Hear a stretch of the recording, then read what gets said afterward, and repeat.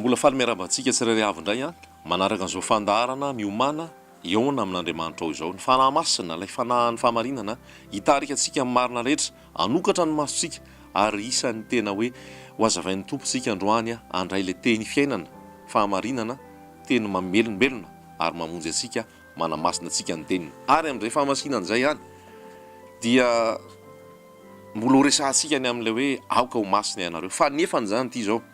raha resaka fahamasinana zany a betsaka ny teny mila ambara ary mila fotoana maro mihitsy zany ary tsaorana ny tompo a fa miditra amin'ny fanefantsika ny amin'ilay hoe aoka ho masina ianareo fepetra tokana ahafahan'ny tsirairay avy ara-iakatra amin'i Jesosy any amin'ny raon'ny lanitra rehefa ho avy izy dia ny olona mitoetra ao amin'ny fahamasinana ny fahamasinana tsy hoe fitokanana makany ambanivohitra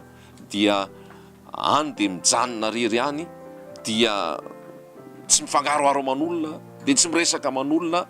tsy izay natao hoe fahamasinana ny fahamasinana tsy hoe fidirana amina antoko-pivavahana dia mianatra tenin'Andriamanitra ny fahamasinana tsy hoe fanaovana akanjo fotsy na sarido fotsy ny fahamasinana tsy hoe resaka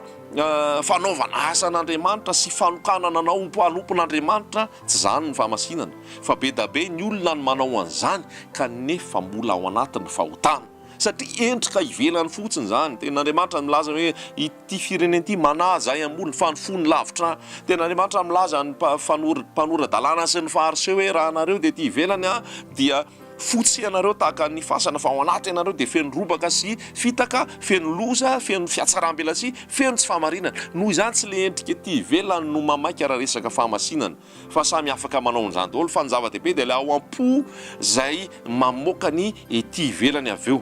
dia toizantsika le izy ao amin'ny Petera voalohany foana ny teny iangana le hoe araka ny fahamasinana ilay niantso anareo dia aoka ho masina ihany koa nareo amin'ny fitondran-tena rehetra. Petera voalohany toko voalohany dia ny andininy 5:10 fa araka ny fahamasinana ilay niantso anareo dia aoka ho masina ihany koa nareo amin'ny fitondran-tena rehetra satria voasoratra hoe ho masina nareo satria masinao maika ny fitoriana ny filazantsara maika ny anambarana ny teny fahamarinana anamarina ny olona sy anamasina ny olona satria efa iverina eny amin'ny raon'ny lanitra Jesosy tsy ho ela ary mila fiangonana madio ny akamaroan'ny fiangonan'i Jesosy Kristy amin'izao fotoana mampalahelo ary tena hoe tsy maintsy lazaina dia ny laozan'ny hery tahaka ny fiangonan'ny Sardisy hoe manana anarana ho velona kanjo maty ihany satria fiangonana matimaty fiangonana mandefitra amin'ny fahotana fiangonana tia fahotana fiangonana tia an'izao tontolo izao ary manao ny fomba an'izao tontolo izao izay tsy tahaka an'izany ny fiangonana teny am-piandohana tamin'ny andron'ny apôstôly ny ilatsahan'ny fanamasina fa fiangonana masina nanohatra ny fahotana nanohatra ny tsy fahamarinana nanohatra an'izao tontolo izao ary nijoro tamin'ny fahamasinana indrisy fa latsaka ny fiangonana amin'izao fotoana ary very tsy ao anatin'ilay fahamasinana intsony satria tsy ao ny fanamasina ihany no afaka manamasina nefa ny akamaroan'ny fiangonana dia nilaozany ny fanamasina noho ny fankasitrahan'ny fahotana noho ny fahotana izay nakamaminy noho ny fitoerany tao amin'ny fahotana ny fanamasina nefa tsy afaka hiaraka ao amin'ny maizina sy ao amin'ny maloto dia niala ny fanamasina ary nefa tsy ao ny fanamasina tsy hisy tsony fahamasinana tsy hisy tsony hery anoherana fahotana dia lasa miditra ny fahalotona ka ikena any amin'ny fiangonana ny fijangajangana ny fisaraham-bady ary ny fivadiana indray avy eo izay fijangajangana eo amason'Andriamanitra ekena any am-piangonana ny fanambadian'ny lahy sy ny lahy sy ny vavy loza fa na ny biby ara tsy manao sala amin'izany raha mijeritsika tamin'ny idiran'ny biby tao amin'ny samby fiara rehefa nandeha Noa dia natao ny lahy sy vavy ireny niditra tao amin'ny samby fiara ankehitriny mamenatra mampatahotra mampangororo ny mahita fa ao amin'ny fiangonana dia eken'ny fiangonana fanambadian'ny lahy sy ny lahy sy ny vavy dia ekena fa fahasoavana izany ary Andriamanitra dia fitiavana loza asan'ny maizina zany ary ny fanahy ratsy ny miditra ao amin'ny fiangonana ekena ao amin'ny fiangonana ny resaka dian'izao tontolo izao hiran'izao tontolo izao ny fomban'izao tontolo izao ny fiakanjon'izao tontolo izao ao amin'ny fiangonana ny kolokolo ny laingany tsy fahamarinana rehetra kanefa dia milaza fa ho kristianina ny olona ao anatin'ny andavanandro ratsinainy ka hatramin'ny zomana hatramin'ny sabotsy manao ny risoriso manao ny kolokolo manao ny tsy fahamarinana manao izay rehetrarehetra fahotana kanefa dia any am-piangonana ihany sabotsy sy ny alahady satria nahoana fombafomba ny ivavahana fa ny zavatra tetakin'ny tompo dia ny fisarahana amin'ny tsy fahamarinana rehetra ary mila miverina ao amin'i Jesosy Kristy mba ho masina Genesis toko voalohany raha isika koa tamin'ny farany teo dia le hoe Andriamanitra nampisaraka ny maizina sy ny mazava hitantsika tsara zany a Genesis toko voalohany andininy faefatra nampisaran'Andriamanitra ny mazava sy ny maizina. Raha te hiditra amin'ny fanjakan'Andriamanitra ako mila miala amin'ny fahotana sy izay rehetrarehetra mitarika aho amin'ny fahotana. Raha ao amin'ny fiangonana misy aho ka manaiky izay rehetrarehetra fomba zao tontolo zao ny aho tsy mana-masina ahy zany, rehefa tsy ety ala izy tsy ety iova izy miala ako. Raha ao amin'ny fikambanana sy fiaraha-mivavaka misy aho misy ny fijangajangana, misy ny fahalitoana, misy ny fitiavana zao tontolo zao, misy ny ataoko hoe fankasitrahana fahotana ary tsy miady sy manohatra an'izany dia miteny ahako mijoro. Raha toka manaiky ny olona misaorana ny tompo fa niova izy, raha tsy manaiky tsy maintsy miala ahako satria mila misaraka amin'ny maizina mba hiainako tsara ao anatin'ny mazava tsara zany tenin'Andriamanitra zany, tsy avolavony zany fa zay ny ataoko hoe rafim-pitondran'Andriamanitra ho an'ny zanany. Tiany ho masina. Ndikany hoe fiangonana dia eklésia, ny atao hoe eklésia dia ny voakany, dia ndikany hoe le voakany tiany le voakanila zay, hoe ny voakany fahotana, ny voakany zao tontolo zao, ny voakany zay zavatra tsy ankasitrahan'Andriamanitra. Androany ny tompo miatso ny tsirairay avy, androany fanamasina miatso ny tsirairay avy, hivoaka amin'izay fahalitoana, hivoaka amin'izay fahotana, hivoaka amin'izay rafirafim-pitondrana sy fombafomba mpivavahana izay mbola ao anatin'ny fahalitoana, ao anatin'ny fijangajangana, ao anatin'ny ataoko hoe zavatra rehetrarehetra tsy ankasitrahan'ny tenin'Andriamanitra ary tiany hitokana ho amin'i Jesosy Kristy. Raha isika ny tenin'Andriamanitra Korintianina voalohany toko 5 dia zao ny voambara andininy 7 Korintianina voalohany toko 5 andininy 7 nanoratra taminareo teo amin'ny epistily ahako mba tsy haroharonareo ampijangajanga. Zay zao baiko, tsy haroharonareo. Lay fahamasinana koa dia midika tsy fiharoharona, mélange. Tsy haroharonareo amin'ny fijangajangana nefa ampijangajanga nefa tsy ny mpijangajanga rehetra amin'izao tontolo zao, na ny mpierina sy ny mpanao ankeriny na ny mpanompo sampy, fa raha izany dia tsy maintsy miala amin'izao tontolo zao ianareo. Fa ny nanoratako taminareo dia ny tsy mba hiharoharonareo aminy raha misy atao hoe rahalahy nefa mpijangajanga na mpierina na mpanompo sampy na mpanaratsy na mpimamo na mpanao ankeriny dia aza miara-mihinana akory amin'ny toy izany ianareo. Halleloja. Zay le fisarahana. Raha misy milaza ozy izy fa rahalahy, nefa rahalahy hitanao hoe rahalahy fa hitanao fa mijangajanga, hitanao fa tia vola, hitanao fa mpanompo sampy, hitanao fa ao anatin'ny fahalitoana sy ny tsy fahamarinana rehetra, dia lazay ny tenin'Andriamanitra mihitsy aza miara-mihinana amin'ny akory ary. Zany hoe tsisy ifandraisana.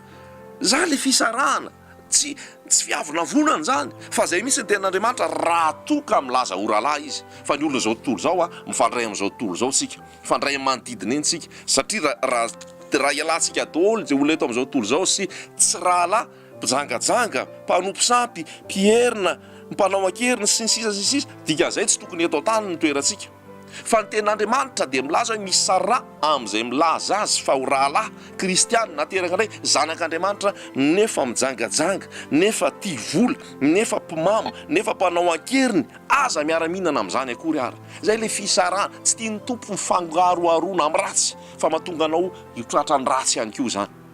Dia mipetraka tsara zay tenin'Andriamanitra zay. Mazava be nge le fahamasinana. Ao amin'ny Hébreu toko 4:12 zao dia milaza hoe verona sy mahery ny tenin'Andriamanitra ka maranitra mihoatra noho ny sabatra roa lela ka mampisaraka. Zay koa dia fa anankiray zay hoe le fahamasinana dia fampisarahana, tsy haroharona amin'ny fahalitoana. Ny fiangonana zany fiangonana masina zany ary tsy tokony hisy fahotana amin'ny toetra ao, ary afaka atao zany noho ny herin'ny fanamasina zay ao anaty, tsy fiharoharona amin'ny fahalitoana. Zao ny voalaza Hébreu toko 4:12 fa verona sy mahery ny tenin'Andriamanitra ka maranitra noho ny sabatra roa lela ka manindrona hatramin'ny fampisarahana ny aina sy ny fanahy ary ny tonona sy ny tsoka ka mamatatra ny eritreritra sy ny fisainan'ny fo ary tsy misy zavatra ary na inona izay tsy miseho eo anatrehany fa ny zavatra rehetra dia mianjaanja sy miharihary eo imason'izay afaran'izao tontolo zao. Verona sy mahery ny tenin'Andriamanitra, maranitra noho ny sabatra roa lela, manindrona, manao fampisarahana. Zay le izy, fampisarahana ny aina sy ny fanahy, ny tonona sy ny tsoka. Inona ny tian'ny tenin'Andriamanitra lazaina? rehefa ao am Jesosy raha lasiana bavy fanaita-po ao amin'ny tompo ray aman-dreny zoko zany tsy mandefitra amin'ny fahotana tsy miaroaro amin'ny fahotana ary tena samy joro milaza ny fahamarinana dia ho tenenina ianao fa tsisy fitiavana ho tenenina ianao fa masiky ho tenenina ianao fa mianan-kendry fa tsy mianan-kendry mihitsy ary tsy hoe tsy masiky tsy hoe masika tsy hoe tsisy fitiavana fa fitiavana manarona ny fahotana maro andikany hoe manarona fahotana maro misitona ny olona mba ahazona famonjena ihany koa ato amin'ny Matteo dia hitantsika mihitsy ny asa nataon'i Jesosy fa Jesosy dia rehefa tsy masina ny Jesosy dia nijoro mihitsy izy niala tamin'ny hoe tsy fahamasinana ary nanambara ny fahamasinana tantara efa haitsika loatra ny amin'ny hoe nivarotra tao amin'ny tempoly ny olona nivarotra voromailala nanakalo vola zavatra sahala amin'izany dikan'ny tsy fahamasinana ary tsy zany ny antson'Andriamanitra ny trano no fa nataony hoe trano fivavahana dia nyroahan Jesosy ny mpivarotra nyroahan Jesosy ny mpanao business tao amin'ny trano fivavahana Matteo 1:20 ary Jesosy niditra tao an-kianjan'ny tempolin'Andriamanitra dia nandroaka zay koa le fahamasinana nandroaka tsisy hoe tsara ny tompo e tahiny tompo e nefa olona efa ao anatin'ny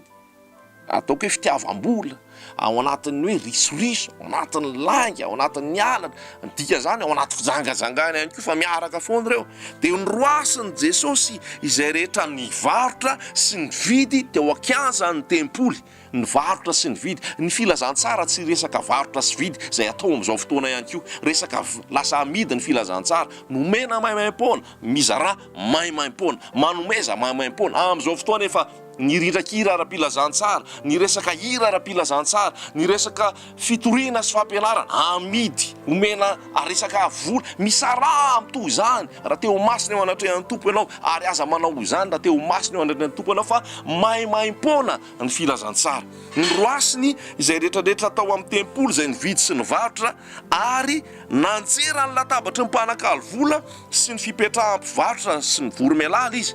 hitantsika le asa nataon'i Jesosy nandroaka dia nanjera dia nanino nandroaka ny mpanakalo vola sy ny fipetrahan'ny mpivarotra voromailala dia hoy izy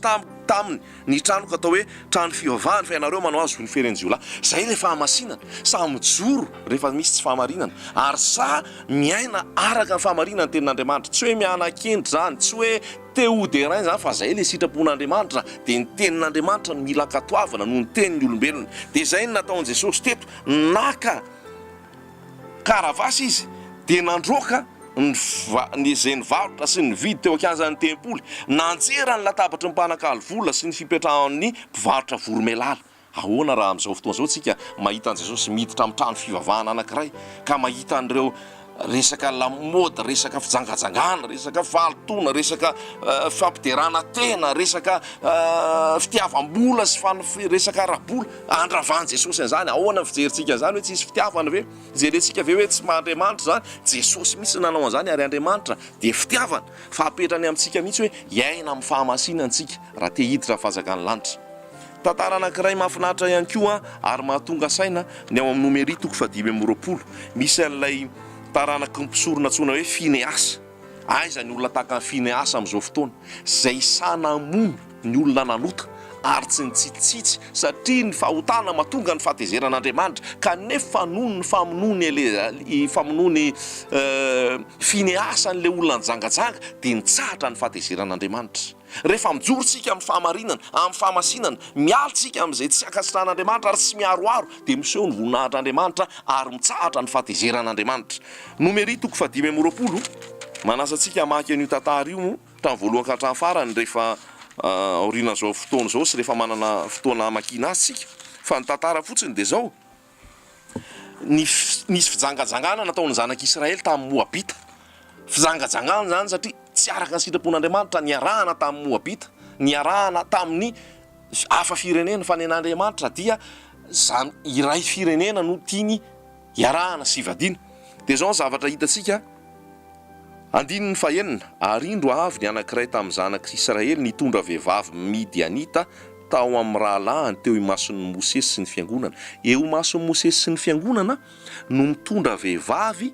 andeha hijangajanga amin'ilay vehivavy, ity lehilahy ity, vehivavy Midianita. Sahazavatra zany. Dia inona no lazainy? Teo imason'ny Mosesy sy ny fiangonana dia ny zanak'Israely rehetra izay nitomany teo amin'ny varavaran'ny tranon'ilay fihaonana. Efa mitomany ny zanak'Israely satria tao anatin'ny fahotana, tao anatin'ny fahalitona, tao anatin'ny hoe tsy fankasitrahan'Andriamanitra ary tezitra tamin'ny vahoaka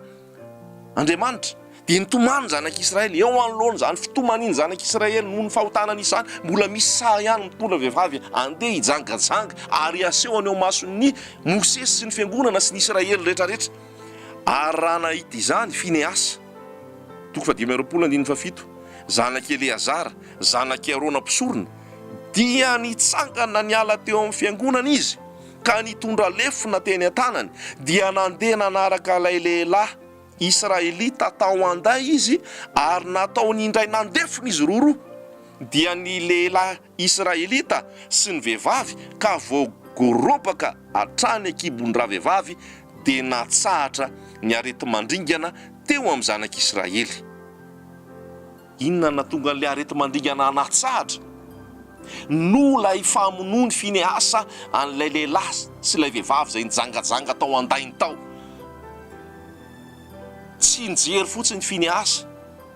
Efa hita fa no le fijangajangana tamin'ny Moabita nampisy ny fandringanana sy ny areti-mandringana. Noho izany ny ahafahana ampitsahatra an'ilay fahatezeran'Andriamanitra amin'ny areti-mandringana sy ny loza dia ny fanesorana ny fahotana. Avy hatrany dia nandray lefona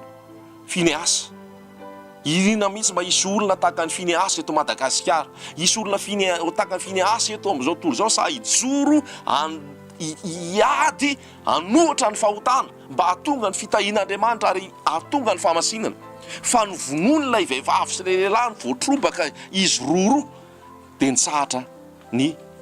fandringanana. Dia ozy izy hoe ary Jehova niteny tamin'ny Mosesy ka nanao hoe: Fineasa zanak'Eleazara zanak'Arona mpisorona nampiala ny fahatezerako tamin'ny zanak'Israely raha nirehatra noho ny fitiavany ahy izy. Noho ny fitiavana an Jesosy ny mampirehatra, noho ny fitiavana an Jesosy ny dradradradrana iainana amin'ny fahamasinana, noho ny fitiavana an Jesosy ny natonga ny Fineasa nijoro ary namono izay rehetrarehetra tao anatin'ny fahalitoana. Noho ny fitiavany ahy izy ka dia tsy nataoko landiringana ny zanak'Israely tamin'ny firehetan'ny fahatezerako.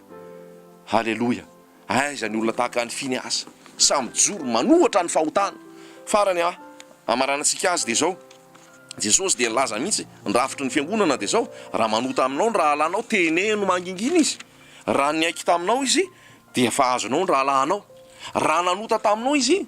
aka mbola tsy manaiky ihany ny ala amin'ny fahotana, miantso vavolombelona roa telo na ray na roa na telo, dia raha ohatra izy ka miaiky ny fahotany dia efa azonao ny rahalanao. Raha toka tsy mbola manaiky izy teneno eo anatrehan'ny fiangonana, ka raha manaiky ny fahotana izy dia raisin'ny fiangonana ao hiaraka aminy satria niova izy. Fa raha toka mbola miziriziry ny fahotany koa izy ao amin'ny fiangonana dia elao tsy ho isan'ny fiangonana intsony. Izany ny fahamasinana, fisarahana fiangonana maloto amin'izao fotoana ao anatin'ny fahalitoana satria mandevitra amin'ny fahotana ny mpitondra fivavahana, mandevitra amin'ny fahotana ny pastery. Tsy fantatra hoe noho ny lasa hoe tsisy olona hivavaka tsony ve raha milaza ny fahamasinana, lasa tsisy vola hiditra tsony ve raha milaza ny fahamasinana. Fa ahoana atao ahoantsika inona zany rehefa mitory ny sitrapon'Andriamanitra tsika, zay olona masina no mitoetra eo ary ireo ny manam-pahamasinana, ireo ny teren'ny tompo ampanahy ihany koa hanohana zay asa tokony atao. Fa aza miaroaro amin'ny ratsy, aza miaroaro amin'izay tsy masina raha ohatra ka hanao ny asan'Andriamanitra sy hanao ny sitrapon'Andriamanitra.